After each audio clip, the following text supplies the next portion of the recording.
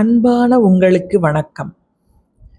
செஞ்சடையில் திங்கள் சூடி கடலிடை நஞ்சு தன்னை மிடற்றில் வைத்த அந்த தேவனை மனத்து அகத்து ஓர் ஆடல் பாடல் பேணி ராப்பகலும் நினைத்து எழுவாருக்கு எந்த இடரும் சேராது எந்த அல்லலும் அண்டாது என்று உரைக்கும் பாடல்கள் உங்களுக்காக.